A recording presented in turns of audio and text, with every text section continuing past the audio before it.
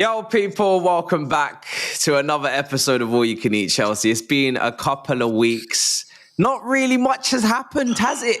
We said to ourselves in the group chat, let's wait.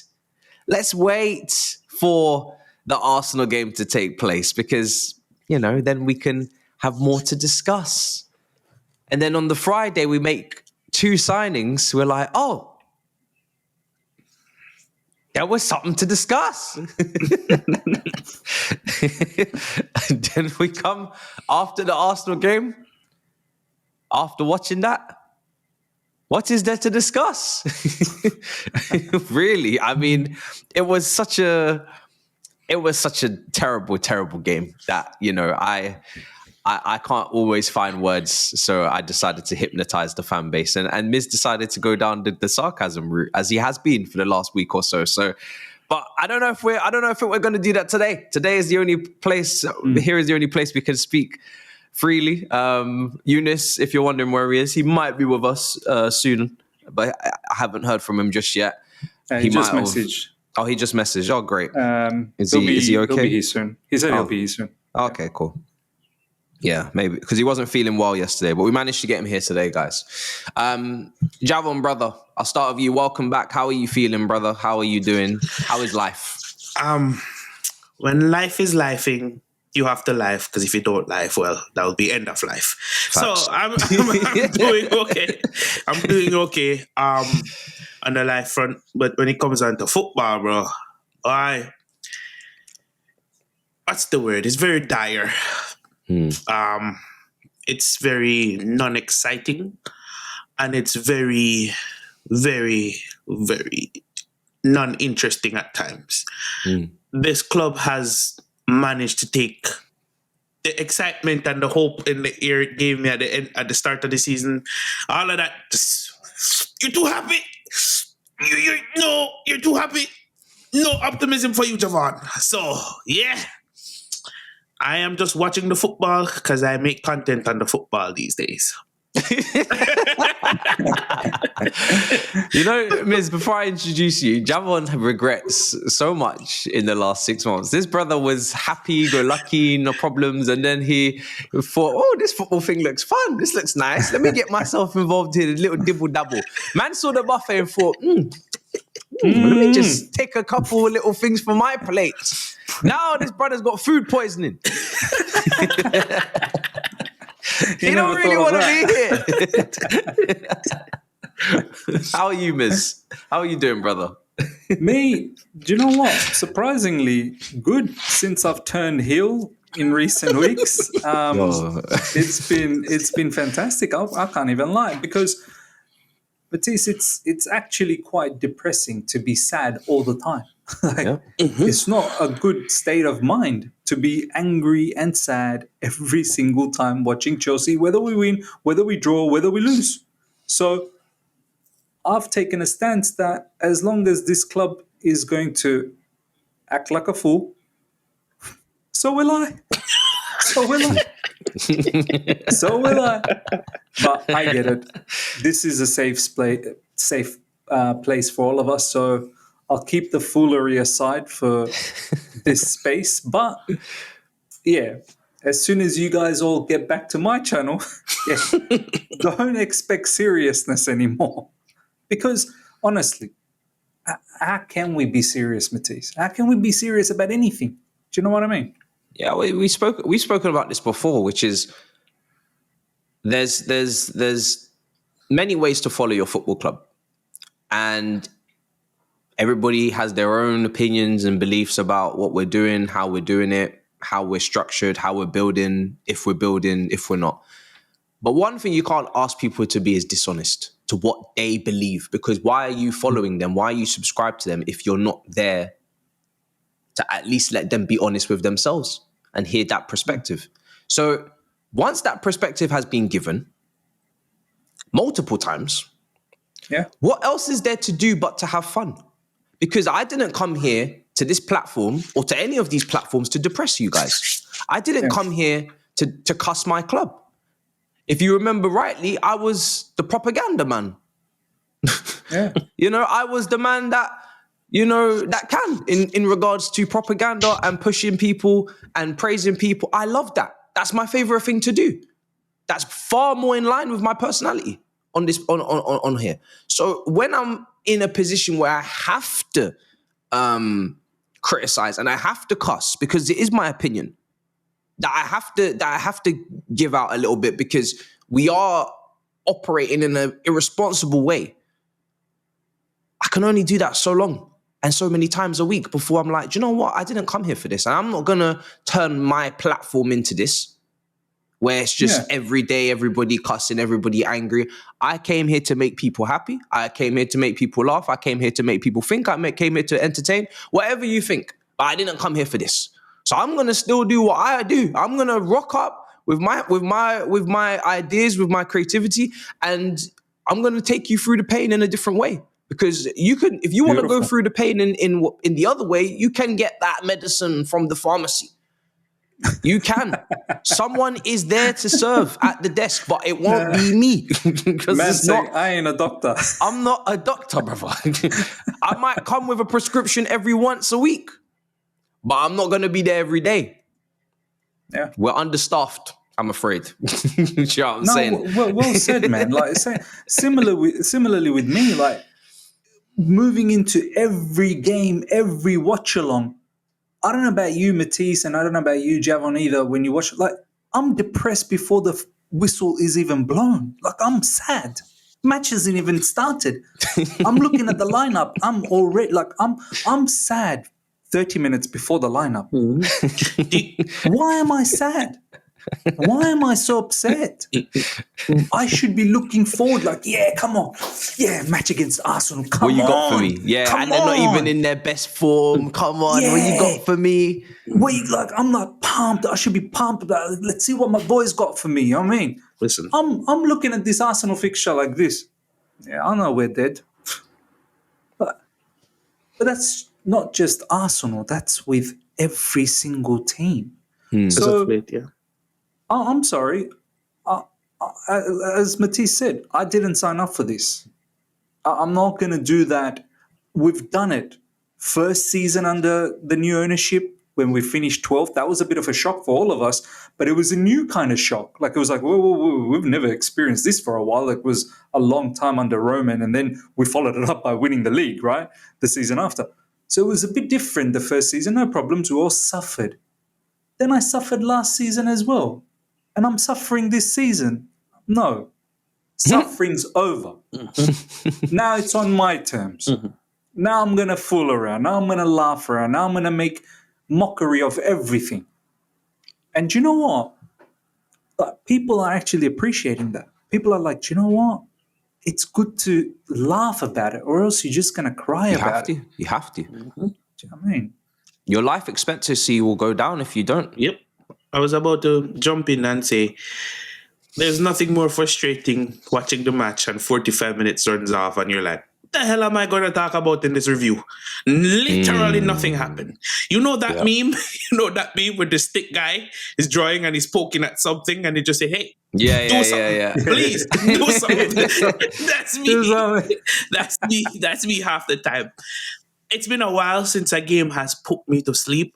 And was it the Copenhagen game or was it the Copenhagen at home? No shots on target in the first 45 minutes. Sorry, no shots. No shots at all in the first 45 minutes. This coach behind me, I kid you not, I legitimately fell asleep 25 minutes in.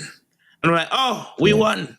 And then we struggled to win. So with all of that being said, yeah, it's not a great time to be a Chelsea fan. Worse, a Chelsea content creator right now. So... Yeah, because for me, I've always said I don't go off the position. Like, obviously, people think it's hypocritical because I said I wanted fourth and we're fourth, so what are you complaining about? But I've always said it's the way we do it as well. I've always wanted us to do it the right way because I feel like that is a better mark of progression. I'm trying to see progression. I'm trying to see improvement. I'm not just trying to finish fourth for the sake of it because that's not a trophy. If you're going to do something for the sake of it, win trophies. Yep. Give us memories, give us confetti, give us Wembley. You know, that is for the sake of it. Fine, I don't really necessarily care how you do that at this point. Do it. Because I have no right to ask for you to do it in a certain style or a certain way, because you can't even do it in the first place. But when you're talking about finishing top 4, so I can mark the progression from 63 points last season, I need to see 70 points this season. That's what I always wanted, 70 plus. Now, we're not going to get that. Let me tell you now. Good luck getting to 60. And Matt's talking about 70. Yes. So it's difficult for me to be excited when the progression is not necessarily going to be there on the points tally. Because I've said many times you can finish second and be 15 points off the lead, or you can be second with 97 points like Liverpool. That is 2 completely different campaigns. And we look back on them completely differently as well. We don't compare Ole Gunnar Solskjaer's Manchester United to Jurgen Klopp's Liverpool, and rightly so. So I have to look at it from that perspective. Some people don't want to go that deep, and that ain't even deep, by the way. That's not like some underlying statistics and numbers and XAGY. That's just points. But if you don't even want to look at that and say it's just position, that's up to you. But that's not the way I roll with it. All right. So because it's just not, it's not how they should be evaluating the season at the end of the season, in my opinion. You're developing a young team. They're meant to be improving year upon year, regardless of how many sackings you decide to make, right? That's how bare minimum you should look at it, is points tally. If you're not looking at it like that and you're looking at position, then the position is always going to fluctuate because the points tally doesn't always match with the position. But anyway, so we go to that. Just to quickly add on that, Matisse, basically what you're saying is, and I'm not saying we need to be stylistically like Nottingham Forest, but basically what you're saying is we should be where they are in terms of points right now. Yeah. And we should be developing in terms of team development like the way they're doing. Now, I didn't say that play like them. They play like them because that's the way it works for them and their manager. But what you're trying to say is that be there. Why are they there? We should be there. Yeah. Do you know what I mean? So I hear you, man. Yeah. I absolutely hear you. And on that point, And it's go on. Yeah, I was going to say on that point as well, it's a very valid point, because the league season in terms of quality can differ from season in, season out. So I think if we were on this, I don't know exactly, but let's say if we were comparing it to last season, I don't think we'd be 4th if we had the same points at this stage last season. So what's the league season like this season? No one expected Liverpool to do what they do because they found consistency. And they are the best team in England, but Manchester City wasn't at it. Arsenal is not where they're supposed to be. You know, it's a telling sign. If we had beaten Arsenal on Sunday, we'd be 3 points behind them. And look, 3 league wins in the past, 10, 12 games? That would have been. So hey, if it's not adding up. It's not adding up. So watching the points tally increase year in, year out is the best way to look at it, for sure. And this also comes after a weekend where Newcastle, who also had a takeover at a similar time, have won their first major trophy, first trophy and domestic trophy in over 70 years, after finishing 11th after that season, mainly being in relegation talk and striving to get themselves up. But after, the takeover in the January editions, Eddie Howe, Chris Wood, I think was one of the signings in that first January, to then finish in 4th Champions League football, then finish in 7th, and now currently being 6th, I believe. And that is a much healthier trajectory, because we know balancing Champions League and league is difficult. Actually, we don't know because we haven't done it in a while.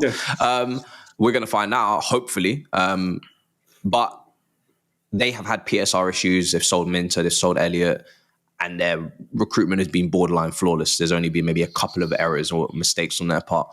And that's with the restrictions on not being able to spend crazy money. Looking at them with probably 400 to 500 million spend in that time versus us, it's sad, because we're actually getting away with it a little bit. Because if they were able to spend like Roman or spend like City when the first takeover happened, we wouldn't even be able to even see them, let alone, they would be, these restrictions, we think they're hampering us. No, they're helping us. They're actually helping us to a degree, because if this Premier League was allowed to Premier League with the money that it has in it, Lord heavens. You've already seen Aston Villa have Rashford and Asensio. Imagine if Aston Villa could actually spend. Yeah. No, it's a good point, Matisse. Like, because we're actually spending. yeah, like the amount of money that we've dished out, the amount of money, and I still see so many Chelsea fans saying, "Oh, we are just a goalkeeper, a defender, a striker away from winning it all." A winger. A winger. I'm like, do you not have shame? Do you not have shame? No, they don't. This is after spending, as you've just mentioned, so much more than Newcastle, and yet you've literally lined up the spine is missing. Yet Newcastle going out there and absolutely bamboozling Liverpool in the final, ate them up. And look at their spine. Wow. Nick Pope was so good in that final, making big saves. Look at their defense, right? Look at Dan Burn. Dan Burn would be a prehistoric creature at our football club because of his age, right? His story is wonderful, by the way. He ain't 32. 32, 33. Like, no chance. The gate would be shut. Like, you are not entering the parameters of Chelsea Football Club. Too old. Look at their midfield. Sandro Tonali, Gomes, Joe Linton. Just workhorses with technical ability. Then up front, Isak. Like, you just have to ask yourself, who sat down when they were doing the planning for our squad building with all that money and resources available, and yet we don't have a top striker, a top goalkeeper, a top defender? Like, it's blasphemy, man. Like, it really is. Like, it's crazy. Bro, I mean, Bob Sanchez, if I speak, I'm in very big trouble. Might as well that performance. Get in trouble, bro. Because that performance at the weekend, I know he made one save or maybe two. And I don't use this word often, but I'm genuinely starting to hate watching him play for Chelsea. Like, he is becoming such a problem. And I know Jorgensen's not world-class or elite or whatever. You say, oh, he'll make a mistake as well. That goes back to the directors. They signed him. I said we needed a replacement for Sanchez, not competition. I said, hey, when this brother came through the door, I even ignored my 1-year policy. Usually I say, give everybody a year. Then we'll judge him. I said, I ain't even going to give this brother a year. I'm already judging. Why is he at my football club? Because I just know he's not good enough. I just know, because I've watched him at Brighton. He was just as chaotic, just as idiotic. This brother, every time a cross comes in, he thinks he has to do the Superman the light skin did save. Wow. The light skin did. Now, he had one, if you remember, he had one of these picturesque moments. And it was all over the timeline and all over Instagram. And this brother thinks he could do it again? Why don't you just claim and catch a ball normally? You know, my standards are so high. I've seen Petr Cech and Courtois. Yeah. Don't come to me with this clown behavior, brother. It makes me angry. It's insulting. This is not a goal. This is not a position to develop. This is not a position to nurture. This is the goal. He has cost us points. Yeah. Your keeper is meant to save you points. You're meant to sit at the end of the season and say, my goalkeeper saved me 10 points as a top team. This brother has cost us 10 points. And I'm even adding in the aggregate of Bournemouth and some pluses for him, still cost us 10 points. I'm sorry. Still somehow has cost us 10 points. He is actually, just him in isolation is the reason why we're not in the top 4 comfortably. And that's before I even get to the rest of the team. And do you know what, Matisse? It's not just the points. He's cost us mental distress. But points are one thing. You've actually mentally hurt us. Mm-hmm. There have been keepers that have cost us points previously. I'm sure like Mendy has cost us some points as well, but I don't think Mendy has ever like mentally destroyed us. This guy has mentally destroyed us. Do you know how sickening that is? Yeah. So, and now, we see the latest news that he's threatening, oh, if you don't have me in your plans next season, I want to be gone. Oh, brother, if we were able to get rid of you, like, right now, like, go. Don't be coming up with some threats.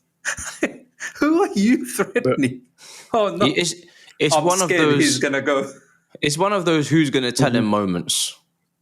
I feel like there isn't enough people on the inside being honest to these people, these players, because how can someone, and I haven't even seen this, but how can someone speak with such authority? It's a lack of awareness for me. It's a lack of awareness. Documentary needs to be done. It's a lack of awareness in the sense that what Miss said, you've caused us mental stress. For me, yes, but I'm not talking about us. I'm talking about his teammates. I'm talking about those defenders that came into the season knowing that, okay, this is going to be my first season as a starting centre back, and I need to put up a show. You don't have your keeper to rely on half the time. Half the time, your keeper is putting you in these difficult situations where you have to have some last-minute defending, some last-ditch defending. So yes, he causes us mental anguish for the players. A lot of the times, how much times have we seen this season where the game is on a knife edge and Robert Sanchez gives it, push us over the edge? Last season, Javon, do you remember against Arsenal, 2-0 we were up? winning. Rice. He helped Arsenal to get back into the game. He said, you know what, guys, let me balance things up. He literally just stopped opposition. There's some things that are unforgivable, and this is one thing this summer that is unforgivable. If you do not outrightly replace him, internally or externally, there will be problems. I'm sorry. This goalkeeper is not starting for Chelsea Football Club next season. I don't even want him at Chelsea Football Club, period. But he better be at least on the bench come the first game week. Because if this brother is starting next season, I'm going to implode game week 1. I'm not waiting. Because you can't have a serious campaign with this guy in goal. You can't. Do you know what the crazy part is, Matisse? Of course, none of us want this guy to start next campaign. I think if we were to see, as you said, from match week 1 that he's starting and he's still here, we're doomed. We're done. Next season's done as well. My problem's even deeper. I don't trust these guys to bring in a proper goalkeeper. Do you know what I mean? Like, there is so many problems, layer after layer. Like, the first layer is Robert Sanchez. You need to go, brother. You're rubbish. The next layer is these sporting directors are probably going to get the next Robert Sanchez. Bro, at this point, you know what I mean? at this point, I'm willing to take the risk and hope we get lucky like a Cole Palmer in the goalkeeper position. Bro, at this point, I can't do it anymore. I cannot do it anymore. I'd rather go into the season with the unknown than go into the season with this known. Because this known is not it. You get where I'm coming from? I do. I mean, look, we've got Petrovic in our ranks, right? So that's, at least we can give him an opportunity. But I highly doubt they're going to do that. They're most likely going to sell him. And on top of that, I'm just not certain whether, like, we don't want to just make top 4 again next season. Do you know what I mean? Like, we don't want to just scamper to top 4. So we need to think about, we want to compete and try and win the Premier League. And I just don't feel like Petrovic is that type of a goalkeeper that's going to help us win a title. Yeah. Do you know what I mean? He's not there yet. He's not there at the very yet, least, it's better than what we have now. And when I've seen the underlying figures for Petrovic this season, it's good, bro. It's really good. And this is not me making a case for Petrovic. This is me making a case for he's better than the starting two than the two we have now. So that's a starting point. Yeah. I say you're saying, like, let's give him a chance. Yeah. And I'll also say, Matisse, I want Robert Sanchez and maybe Jurgensen, if he doesn't show any quality, to be completely gone from not even being on the bench, because I don't trust Maresca to not use him at all. A competent manager, you know what? You're the number 2 now, but you, as a number 2, you're never going to play when it's an important game.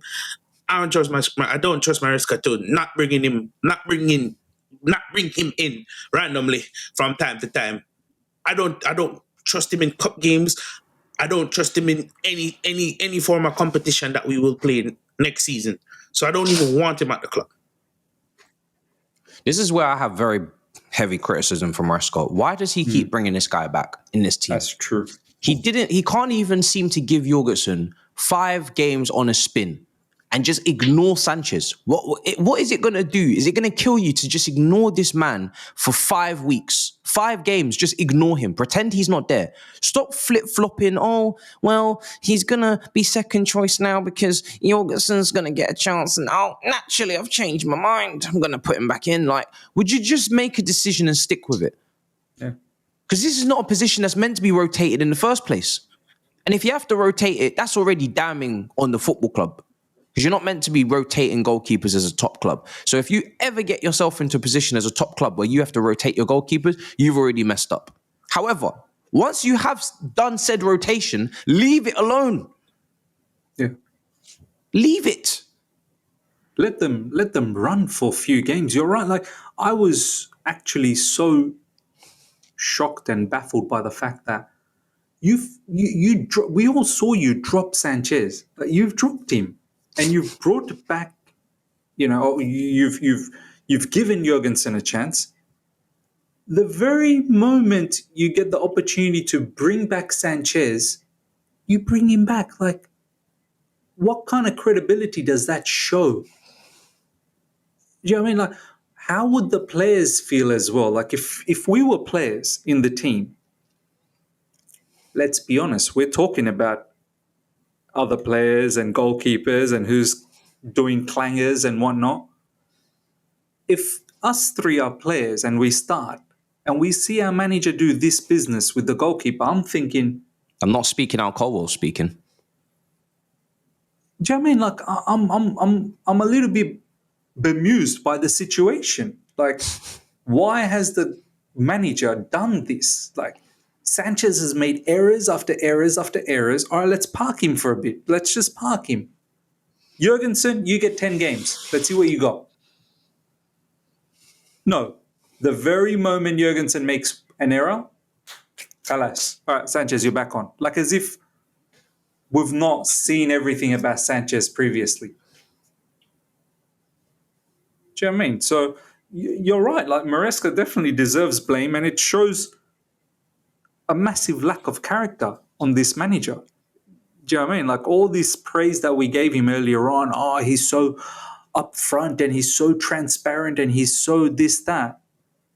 Yeah, you kind of lack a little bit of backbone, man. I feel like we're almost like we're like social workers, and we have to go into the room and see Maresca in this room full of all these toys, and he's just like, what do I do here?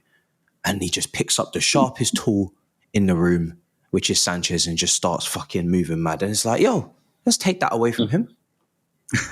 Let's take that away from him, guys. Let's not leave him in the room with any sharp objects, please, because we don't know what he's capable of. Throw soft objects in that room, fluffy objects that can't harm the team, because we just don't know if he's going to make the right decision. There's so many colors in here, so many different shapes and sizes and things in here. He could do all sorts of things. He could do good things and bad things. Let's just take all the sharp objects out of the room. Because why he's making this decision and sticking with it, I have no idea. I also feel like he's confused with his tone. Yeah. He's very confused with what tone he wants to go with. The way he's spoken about the Club World Cup, it's not the same way he spoke about the FA Cup. No. It's not the same way he spoke about, competitions this season. It's very interesting. But the Club World Cup is harder with the teams that are in it than the FA Cup, especially with the teams left. It doesn't make any sense.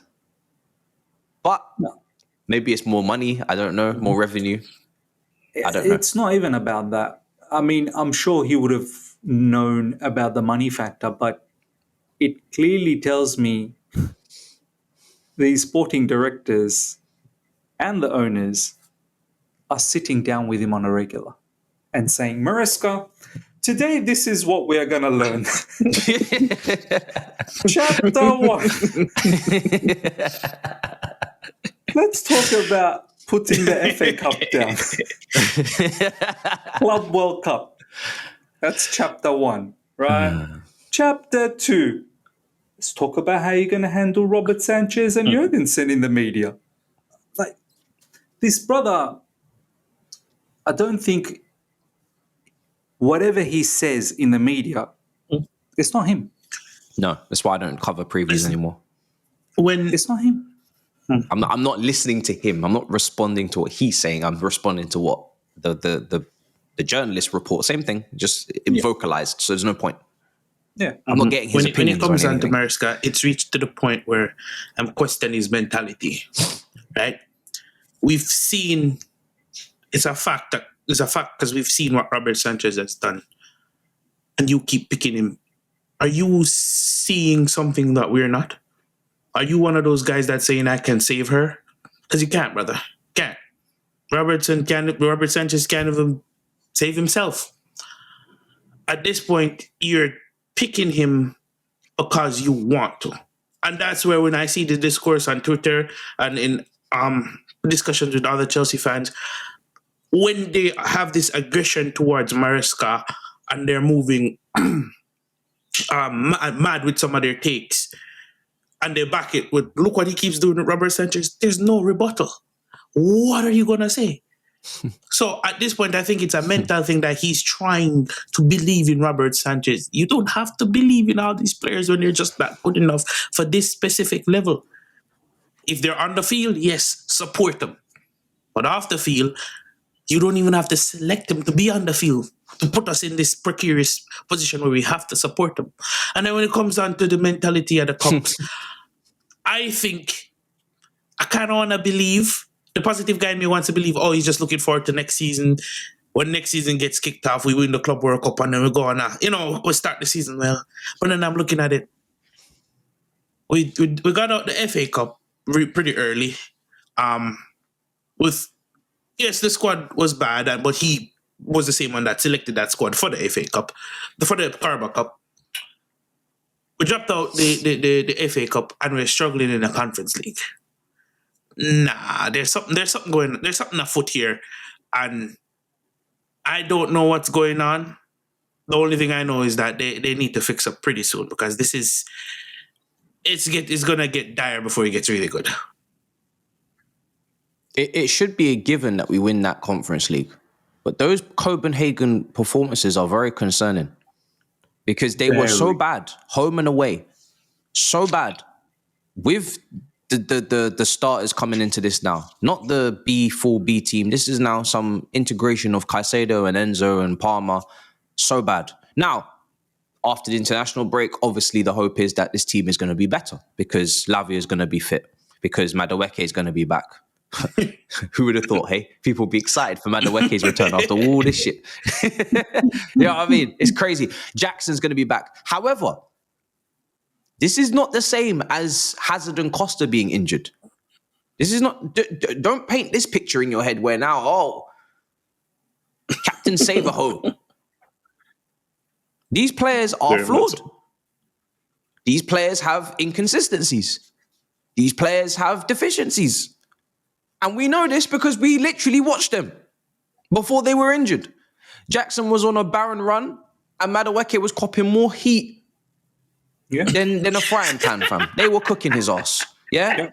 They were onto him. Get that brother out this team. He's too confident. Get Neto in. He takes too many shots. He's too greedy. He's a thief.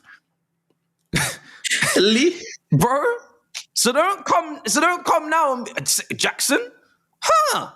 I don't even need to get into how this brother was getting cooked. So let's not now do this. Oh, yeah, these guys are the best things since sliced bread. They're going to save our season. They literally just coming in here to add a bit of a press, first of all, from the front, because we know if Nkunku's on that left side, Sanchez on that right-hand side, it's ball to feet, and it's at their own pace, not at the pace of the game. Is the best way I can describe those two players.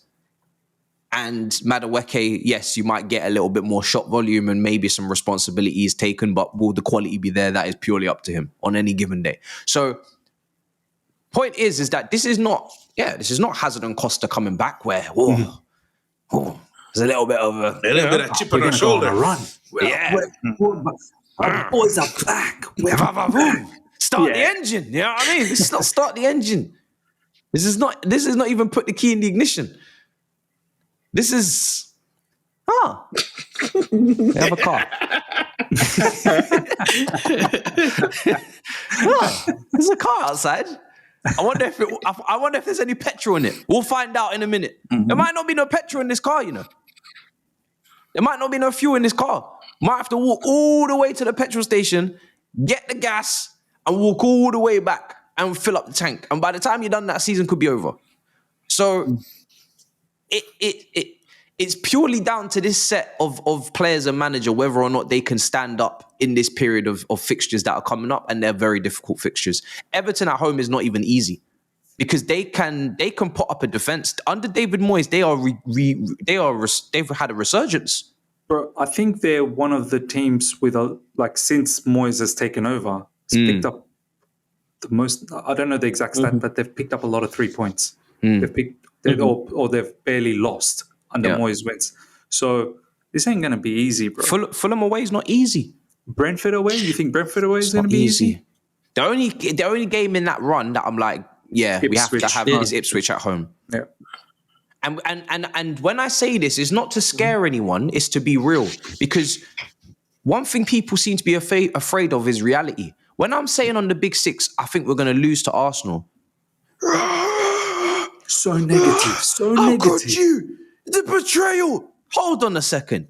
Nobody hates Arsenal more than me. Sometimes I have to tone it down a little bit because my mask slipped. But at the same time, I can see black and white, and it's very clear and obvious that their foundations are stronger. It's very clear and obvious that their midfield will be able to out-physical ours. And it's very clear and obvious that it only takes one moment of blunder or mischievous behavior from Robert Sanchez, and they will score. So, and look how many times we passed to their opposition and give them transition. Look how many opportunities we gave them just due to our shit build-up, Badiashile, whoever else, right? So, but if you don't live in reality, you're more likely to lash out. So let's not lash out at one another for being in reality. I'm telling you now, we are going to the brink. We're not going on a run. We are going to the brink. And what do I mean by that? I mean, even under Thomas Tuchel, we took it to the final day with Wolves. Was it? Oh, no, that was under Lampard, sorry, with Mason Mount. Yeah. And Aston Villa, we lost 2-1 at Villa Park on the final day, just about snuck in top 4. Yeah. Chelsea teams better than this one, more equipped with better managers, have still struggled under Roman to make top 4 in recent years. So I'm going to tell you right now, we're going right to the wire at best. So be mentally prepared on game week 37 and 8 to not know your destiny. And as long as you live in that realm and you don't think we're going to do some next winning run, then you'll be all right. But if you are sitting there saying, it only takes 5 games for us to... You're in cuckoo land, I'm afraid. And I have no problem in pointing it out. You're in another la-la land. How many times you see me in the group chat, brother, told Don? Bro, this season's almost over and he's still at it. He's still at it.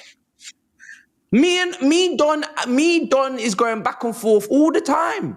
Because I'm saying, I don't care about Quenda. It goes so. I didn't even report Quenda. Quenda sounds like some exotic food. 17 years old winger from Sporting Lisbon with 5 assists, 1 goal. Congratulations for you. You're another talent, another unmissable, can't stop him, always got him talent. Someone that looks like predominantly he would rather play on the right and cut in on his left, but he can do a job on the left. I've heard that shit before, but we'll wait for that party to start. And then, you know what's so fun about this one? When he comes here And he has his deficiencies and he has his inconsistencies and he's trying to learn on the job and it is costing us points. Or if not that, he's out in Strasbourg for 40 million, which is 40 million away from a striker. And then they're telling me we got to raise funds for the striker. Like this is some sort of GoFundMe. Like you don't have the money sitting there already, but you choose how to allocate it differently. You choose how to prioritize, because really, people could say it's not the summer yet, but really you should be prioritizing spending the money, the little money that you have from no front of shirt, the little money that you have with no guaranteed Champions League. You should be prioritizing that money on the absolute musts, which is the spine, because the talents will go and come. The talents will always be there.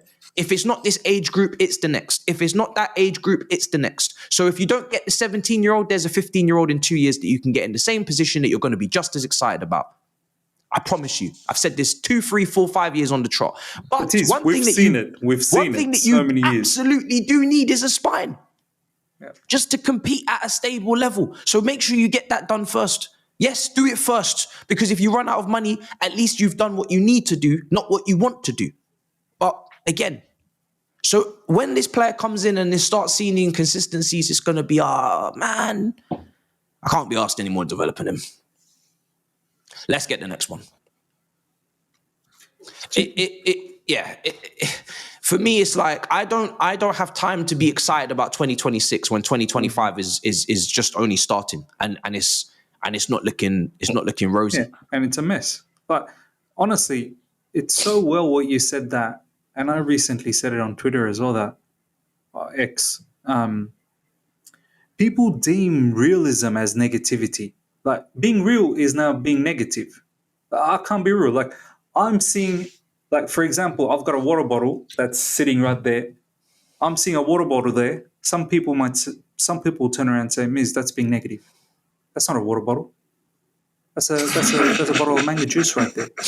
Look harder." I'm like, brother, I can see it's water, it's clear, and there's a bottle. It has to be a water bottle. No. And I'm like, why are people acting like this, man? Look at how we've been performing.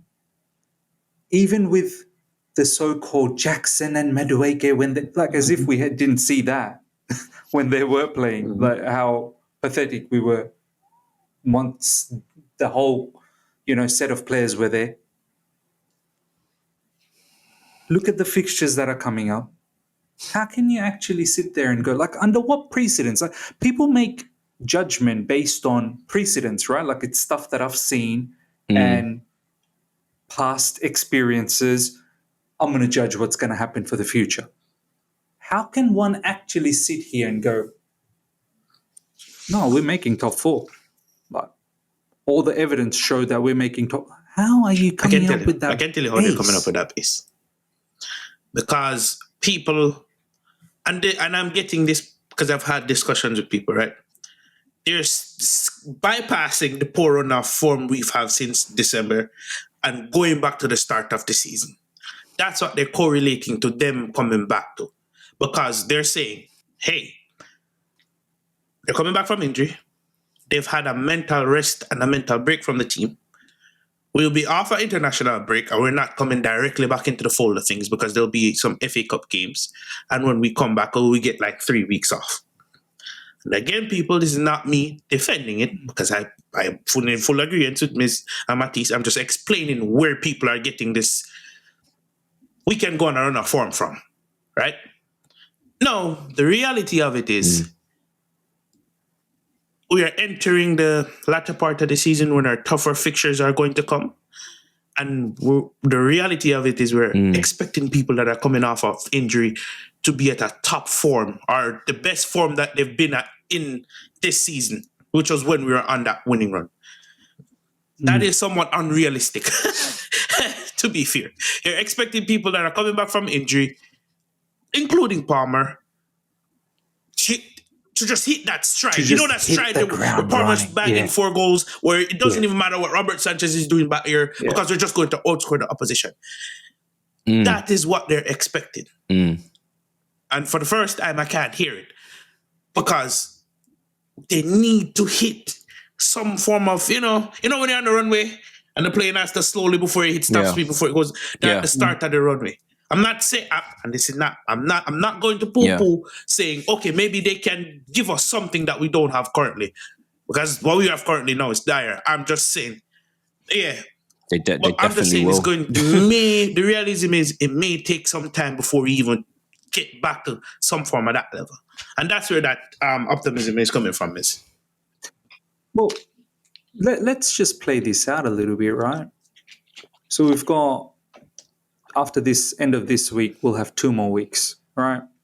I think our first game back is Spurs. on the Thursday night UK time, which is Friday morning for me. So at the end of this week, we'll have approximately 2 more weeks left.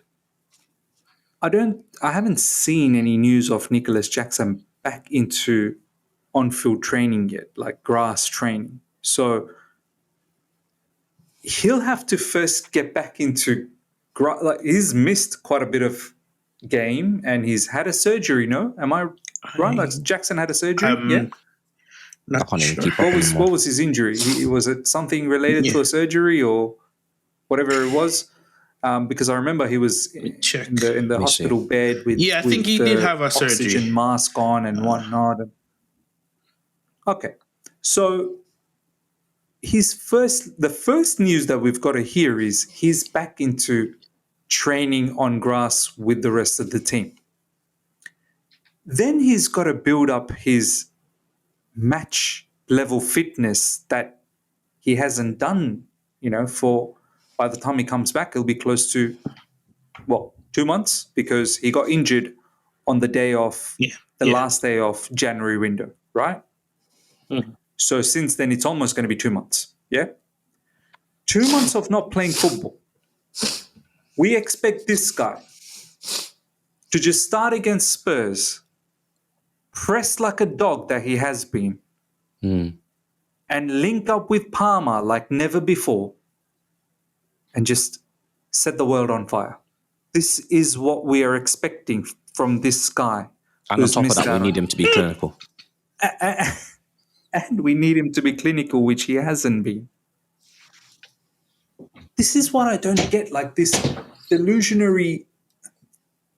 I don't know, man. Like, I want to share something with you guys. I think young players bring hope. They always bring hope and potential and the unknown. That's what you're tapping into with this group. It's what could be, not what is.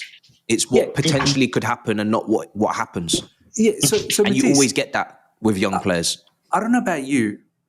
The past couple of weeks since I've sort of switched into this sarcasm mode, I get into the psyche of being hella positive, right? About everything.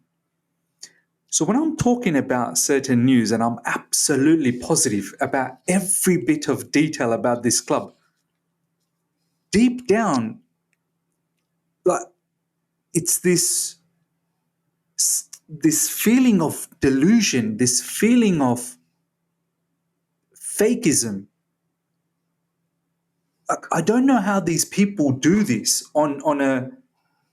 Like, I'm just doing it as a part-time. Like, I'm just putting it on. These guys out there are doing it every day and living that life. And I'm thinking, do you not feel you're being faked just even 1% of the time? How could you actually sit there and go, now I believe this is going to happen? What do you mean you believe? What have you seen for you to believe that?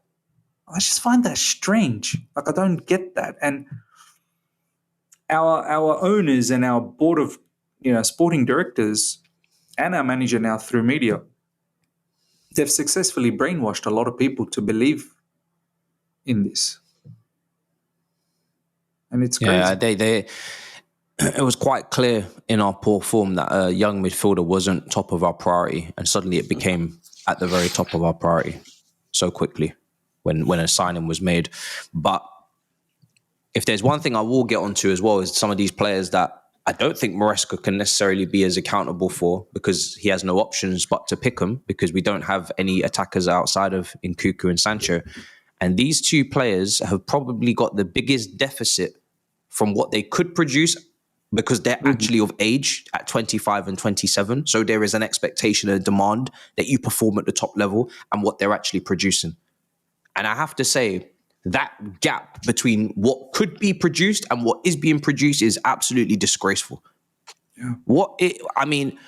There is no changing of intensity in their actions. There is no gears in their car to go. There is no shots being taken. I saw a statistic where Sancho's not had 100%. A shot on target in 11 games or some shit. Yep. Yeah. Is that really true? Yep. Are you telling me the truth? But see, that's the kind of stat. I thought our football club's all about stats. How is that stat not been exemplified? How is that not being publicized? I think that's why they want to send him back. Here's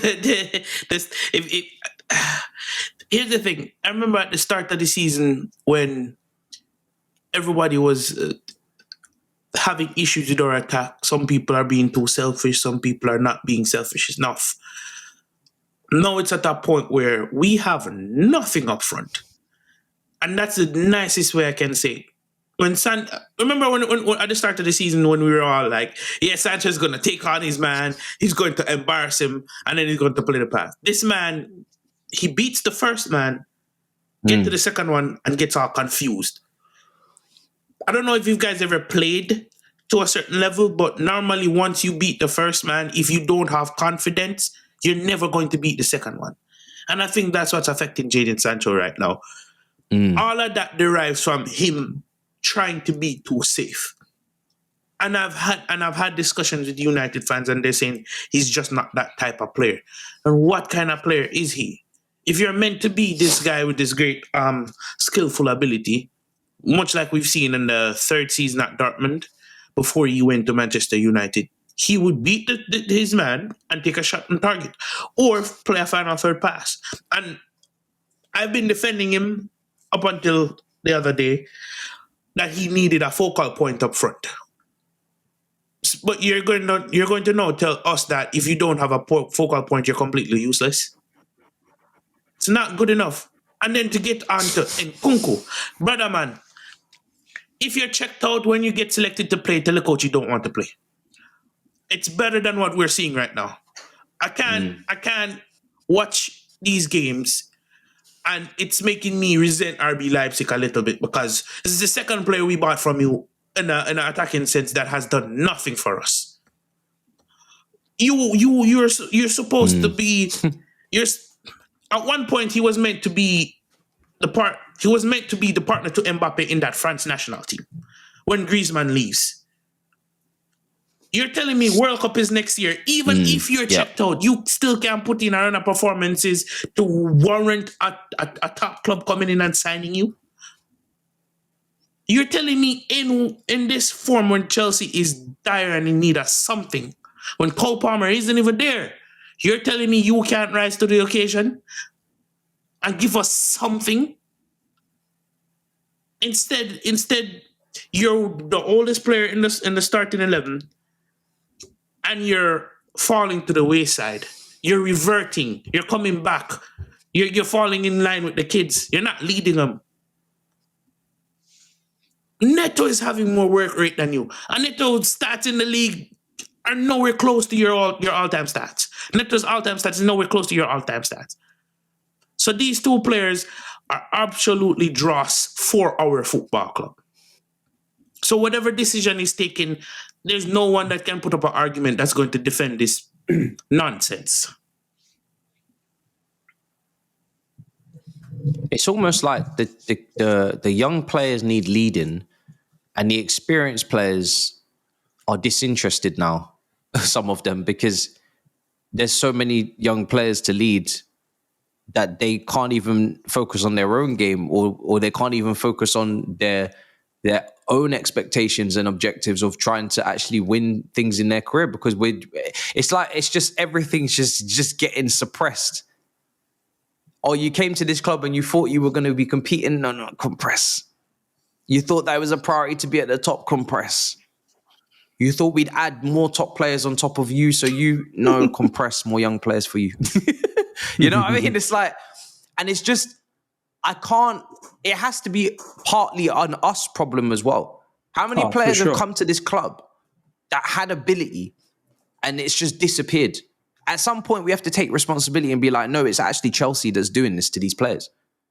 Because are we meant to believe that Nkunku just has no footballing ability? Are we meant to believe... I mean, Sancho obviously had his own previous problems at Manchester United, so we can strict that one off the record. But like, this is not the first time a player's come here. We saw something else. We see something completely different and contrasting here. What are we building that enables that type of drop-off, that type of performance level? Because when I look through our team, there's not, and I know they have their little leadership group and somehow Bettinelli was involved in that, but there's not really anyone holding anyone account in that group from what I can see. It's fake intangibles being pushed about, whether it's the fake physicality from Levi Colwill and Fofana in that game and getting themselves stuck into fouls and arguments. It's all fake. I can tell when real centre-backs are stepping up to the plate and when they're not. I'm sorry. I've seen real centre-backs at my football club. You can't fool me with this argy-bargy bullshit it's not really real. You're not really about it. It's not that you're not that guy. You can try and fake it until you make it as much as you want. But you're not that guy. Do you know what, Matisse? And sorry, last thing, the other centre-backs and the other sides were up against, no, you're not that guy. Forget what I'm saying, but they know you're not that guy.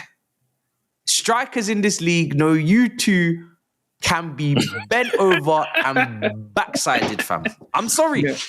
They know it. They know it, yeah, of course. There's no fear factor. They know it. They're not scared of you. Ipswich are There's not no scared fear of us. factor in that side. No one's looking at you in the tunnel thinking, fuck. Oh, man, I'm no so one's looking scared. at you in that tunnel thinking, damn, not these lot. They're in the tunnel, Matisse, with that Ronaldinho meme.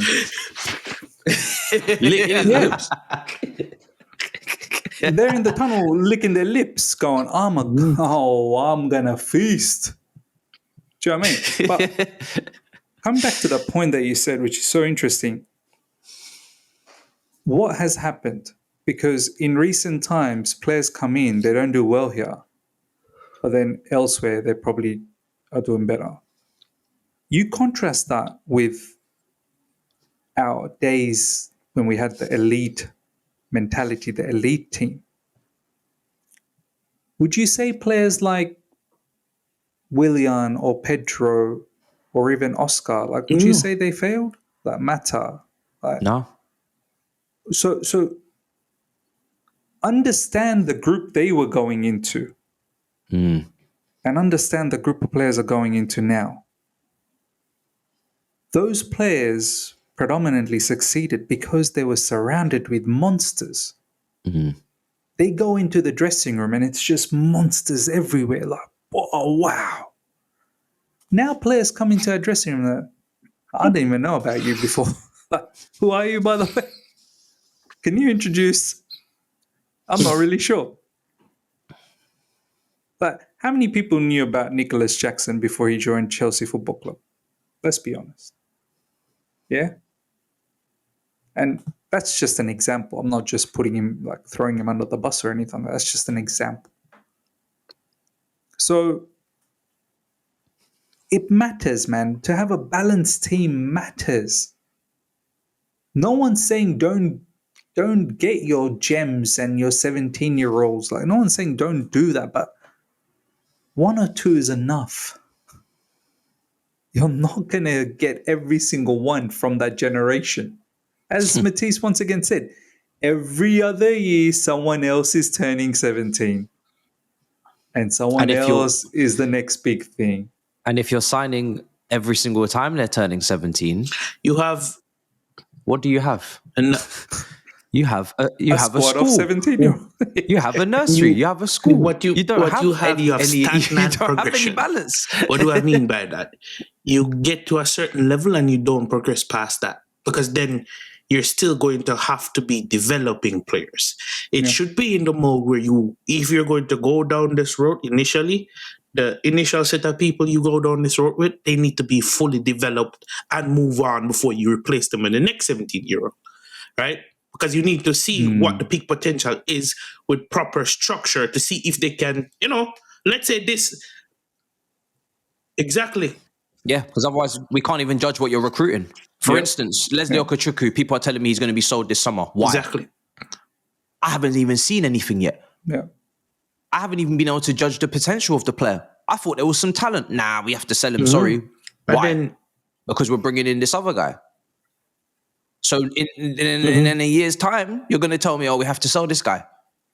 Why? I haven't even seen anything yet. Because we just bought another we don't even know what their level is actually. Because let's say the first set, let's say we did do it properly and we realize that the first set, their limit is consistent top 4.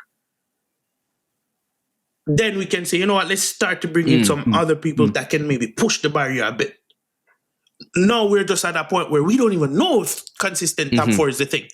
Because we're all over the place. We don't even know what we got. Right? Yeah. We don't even know. That's what that is. And I wanted to pose a question to you guys here. Do you think the stature of the club has now drastically shifted in the sense that at one point there would be the biggest question mark on any player, despite the position? Are you good enough to wear the Chelsea shirt and carry what it stands for on the pitch? Is that expectation still there? Because I think it's at the stage under this new ownership that it's not anymore. Because if it was a player like Nicholas Jackson doesn't get a second season as an out-and-out striker. A player like Noni doesn't even get bought.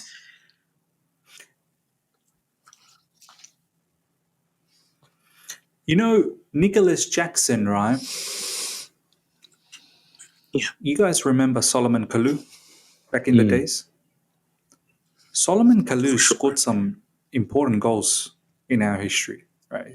And he was always the secondary guy. He played the odd starts here and there when Drogba needed a bit of break. I think he was even tertiary. I think he was third. He was probably even tertiary. But his level and Nicholas Jackson's level, would you say Nicholas Jackson is far ahead than Solomon Kalou? I think Jackson's better. I do think Jackson's better. Jackson probably is overall better, but would you say he's head over heels? Like Solomon Kalou had got a lot about him. Basically, what I'm trying to say is that was a tertiary, and if Jackson's not miles ahead, Jackson can't be the primary. Do you know what I mean? I think he's the secondary. But there's a lot, and before the comment section goes all berserk, there's a lot of good about Jackson, though, and we've all said that. There's a lot of good. There's a lot of goodness about Jackson, but we've now clearly seen the flaws as well. Now, can those flaws be eradicated if a top striker came in and he learned and maybe he eradicates some of these flaws and he fine-tunes his game because he's bouncing off a better player and then elevates his game? Do you know what I mean? But right now, there's no reference point for Jackson to do that. So we as Javon said, we're at that stagnant situation where we're not really going to go to that next level until we actually bring the next level players to help them reach next level. Do you know what I mean? Do you know what I'm saying? Unless people were to drastically improve. But we've just spoken about how do you do that in this environment? How do you drastically improve in this environment where the level isn't pushed? Yeah. In everyday training, the level isn't pushed. There isn't like world-class players littered about where they're holding the... How many times do you see in interviews of ex-players and they say, bro, the levels of training were so high because I'm going up against the best in class in every position. So I have to absolutely bring the best of everything I have to training just to be competing with them so I don't embarrass myself.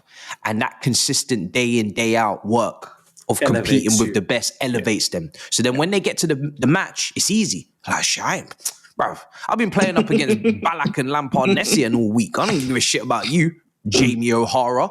Yeah. Exactly. Like, No, it's true. respectfully, I've been putting in the work all week. You think I'm worried about you, Nico Crancher? Nah, bruv, let's go.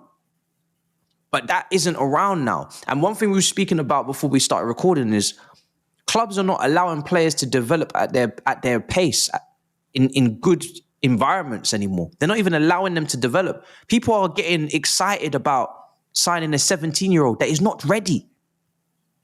He needs time. He needs developing. But this is not the place for that because we have objectives to hit. Unless you're going to send him to Strasbourg, etc. But then I will also say misuse and allocation of funds because they are limited. The money doesn't grow on trees. So make sure you hit every single one of them spine points and have no excuses about it like you've had the last 2 seasons. But gone are the days where, well, it's not gone because there are still players out there, but there seems to be less and less players that are allowed to, and of course, because people don't want to pay the premium, but we're not even letting them get to 21, 22, 20, couple years of form. Oh, we got a star here. Oh, he's loaded up. He's had a couple of good seasons. He's done some dirt.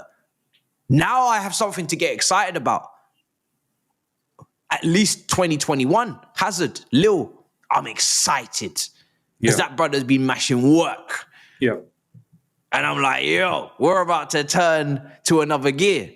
We're about to go up. We don't even allow that to happen. Now, I know it's because we want them cheaper. I know it's because we're trying to be ahead of the curve. But do not underestimate or disrespect that development period that would have got them to that price point in the first place, and question and ask yourself, are we going to be able to allow them to do the same here? Are we the environment for them to get to that price point where you actually have a reason to be hyped? Where you actually have a reason to be excited? Because no one's excited for inconsistencies. No one's excited for poor decision making. No one's excited for shot technique not being on point. No one's excited for these things. I'm excited for the finished product. I have another question. Absolutely. But you're not going to get the finished product.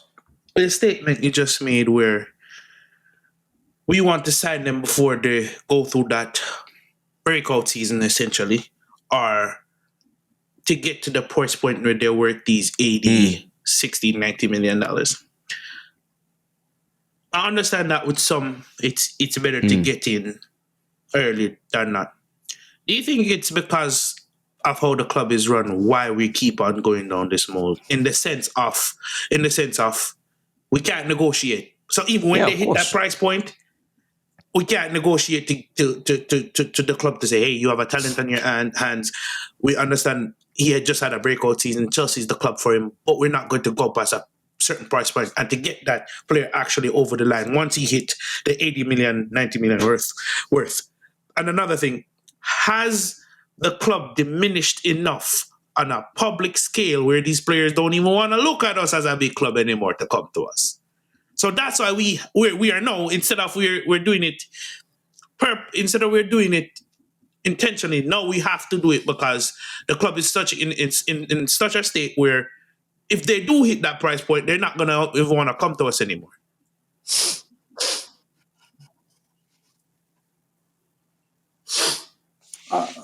I have zero doubt that players are looking at Chelsea and thinking, yeah, you've definitely diminished. You've definitely, look at, and I think the best way to answer this is look at what Timber did to Enzo Maresca. Who would have tried that? Which player would have tried that back in prime Roman days? Which player would have tried that on one of our managers? Which opposition rival players would have the audacity to talk to a Chelsea manager on the sideline whilst the match is running? Try harder. Do you know what, bro? Do you know what's even worse? It's not even Rooney. It's not Ronaldo. It's fucking Timber. He doesn't respect us. Who the hell are you? Who the hell is anyone in an Arsenal kit to be chatting to us? What have you won? You've not won anything. But they've not achieved anything. Exactly. But Matisse, but that goes to answer what Javon said. These people don't respect Chelsea no more, bro. They just don't. They look at Chelsea and go, do you know what? If I'm going to be disrespected, bro, let it be the best of the best. Correct. Disrespecting me. Yeah. Correct. What's going on? But this is where the club's fallen. Like, this is the only way I can answer. I don't know, Javon, if that is adequate, but that's the only way I see it, that players look at us and they feel, I'm not interested anymore, man. Like, you're not operating in the way that I want you to, like, for me to join you guys. This is why. Well, we've heard that from Nagelsmann and Enrique and sporting directors that have rejected us, etc. What on earth is going on over there? Yeah. And again, it's not because all these guys are against young players. They've all dealt with young players before. They've all given young players a chance. They've all played young players, but it's the balance. Yeah, that's it. Because for every young talent you bring in, the manager has to one-to-one develop that player. Correct. And I don't feel like people understand or care enough to think about how much time a manager has to spend on a daily basis developing a player. Do you know how hard it is to develop a player? Or for a coaching staff and a coaching group to develop a player, let alone 10, 15.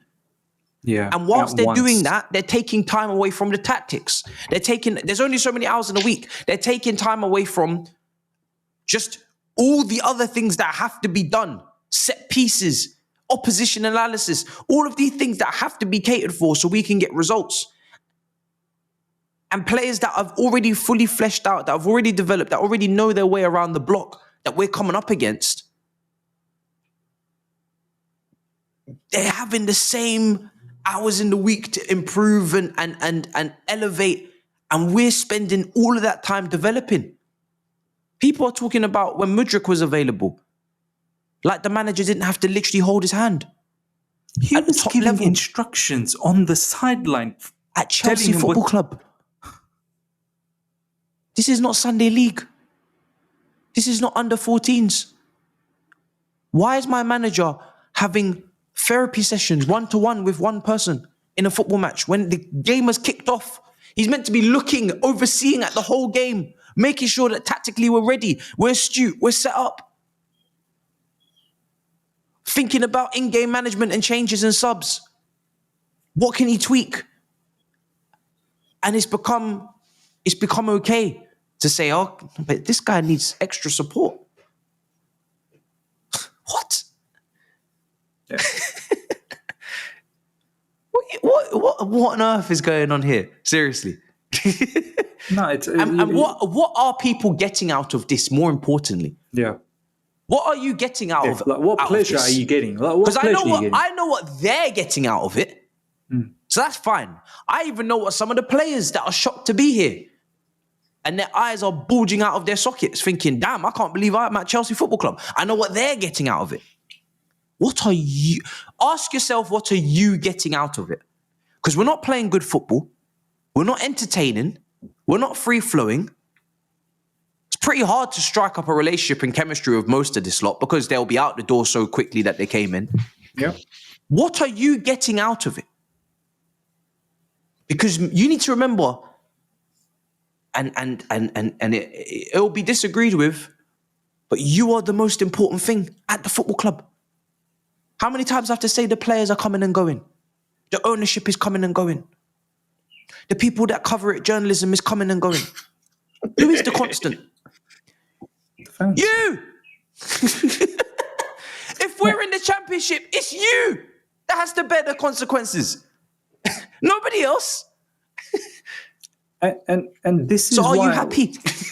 and this is why I was saying that what do some of these fans get out of being this fake positive soldiers? Like, why, as Matisse said, why are you getting out of this? What is stopping you from being real about the situation. That is their real. That's the one thing I have to say. That is their real. That's what you gotta accept now. It's not fake positive. It's real. That's them. Yeah. That's them. And that is all there is to it. It's not even a big math sum or any. That is how they genuinely feel. They genuinely have watched us misprofile, spend this amount of money, still have this many problems, see what is prioritized and what is not. See us run out of development plans for players and leave them in the under 23s like Argentine Aaron, Washington. They've seen it all. They've seen the incompetency. They've seen the reviews and the ratings from the seasoned vets, the Enriques, the Nagelsmanns. They've seen all of this. And they believe. And they think, we're not far off. Why are we still not far off? It's on purpose that we're not far off at this point. It is. We've already been not far off. Matisse, you know that January window that we just went through? That's the board, which is ownership and the sporting directors, purposely saying, we don't want top four. That's we don't want to guarantee it for you anyway. But, do you know what I mean? Like that January window, all of us were saying, we're in a bit of a good run. Okay, start of that hiccup, but we're now entered the transfer window. Very basic. We're not asking for a lot. We have a midfielder. Let's get him back. Yeah. You've already done the defender thing. No problems. Not what I was expecting, but okay, no problems. Get that striker to compete. And let's push. Let's not be in this rut. They and let's diminish our said, squad at that too. Now let's rut. Now let's actually stuff up. As you've just said, like it's almost as if you're purposely doing this. And now people are saying, why is Reece James in midfield? Why do you think? We're away to a Big Six team. You saw how the other Big Six games went early in the season with Lavry and Caicedo. Who is not fit? Who is? So what do you think is going to happen? Plus Palmer's not available, so Enzo's going to be in the 10. This is not rocket science. Why is Fofana at right back? Because he's a wide defender. In the back three, he defends out wide. It's not rocket science. Gusto's been shit this season. Yeah. It's kalas, as you guys say. The front three? Don't even ask. So as much as Maresca's annoying me with certain things, there's certain things that is not hard to work out why it's happening. And if you want something different, look to the January window. Look to the summer window. Look to this summer. Will it be Liam Delap? Or will it be Gyökeres Isak? If it's Liam Delap, someone else will get Isak.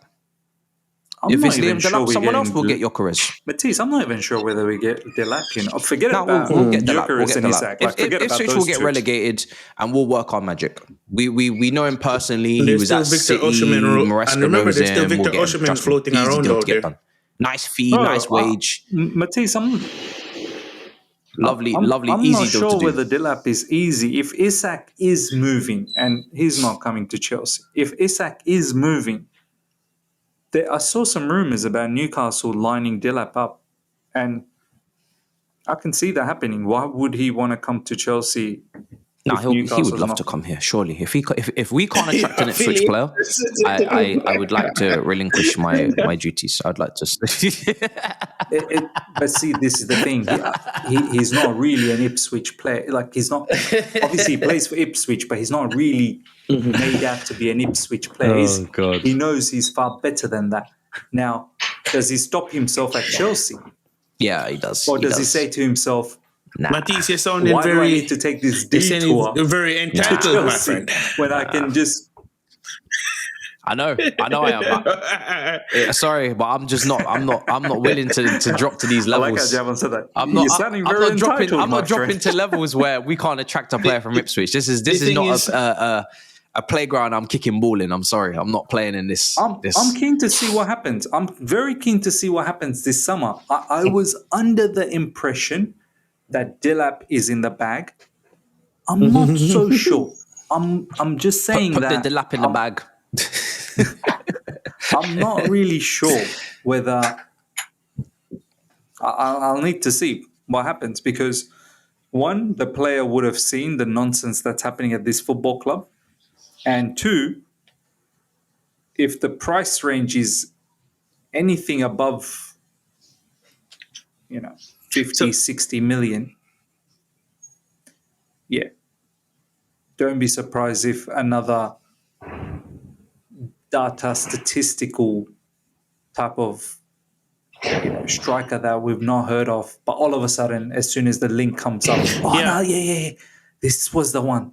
Yeah, I was just about to say, But it's not basically necessarily the Nicholas Jackson us scenario. not being able to get the lap. For me, it's more, are we actually going to go for him?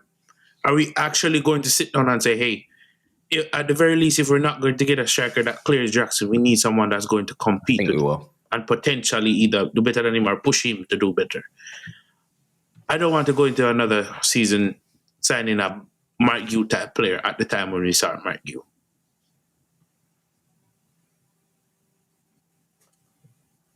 Exactly. And let's make one thing clear. Delap Far from. is not the finished product either. Yeah. He's actually would be the second Far to a from top striker too. We don't do So of course. exactly. Of course, but that's what we come on. But bringing him like everyone be like, no, we must get Delap. We must get Delap. Yeah, calm down. This isn't your, as Javon said, this is your second to the top striker still for the time being. Delap could potentially one day become a top striker. I think he will. But next season, don't expect him to be prime Brazilian Ronaldo, R9. Like, don't expect him to be that. Just before we wrap up, a lot of these players that we're bringing in, most of them are actually talented. Most of them are actually... They got something. They got something. Yeah. That's not the issue. The issue is that when you put them all together, they have nothing. That's true. And that is the end of the show.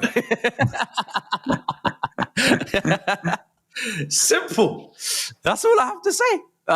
Miz, let the people know where to find you, because I'm sorry, that performance was too toothless and gutless for me to say anything other than that. Like, there was no belief that we could even get a result. Yeah, there was no belief. Talk about that. It was a very lethargic from the time my team London doesn't even have the derby. belief they can get a result in a game like that. Yeah, you've lost me, man. You've lost me. You had to get cussed, man. Facts. I'm so glad we've sat here for nearly 1.5 hours and we didn't talk about that game. I'm so glad, because that would have been a waste and that would have been so boring for all you guys that are watching. I hope that you took something out of the conversations that we've had, the real serious conversations. And yeah, moving forward, if you want to subscribe, the other side to the coin, this is going to be a lot of any bit of tomfoolery over there moving forward on my channel. So subscribe. Yeah, please, if you like the Javon, content, let the people know where to find you, brother. Takes and a lot of football discussions.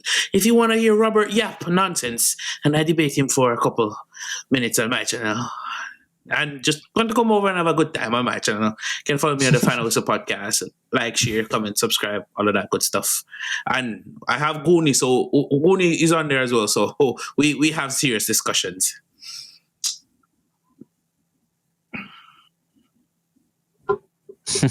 There you are, people. Make sure you go check it out. For me, listen, I have other things lined up. I'll be honest. I don't plan to just devil into our distraction for much more longer. Yeah, I will be always here, but I will not always be here. Bro, that vlog was crazy. If that makes any sense to you, the travel vlog is up.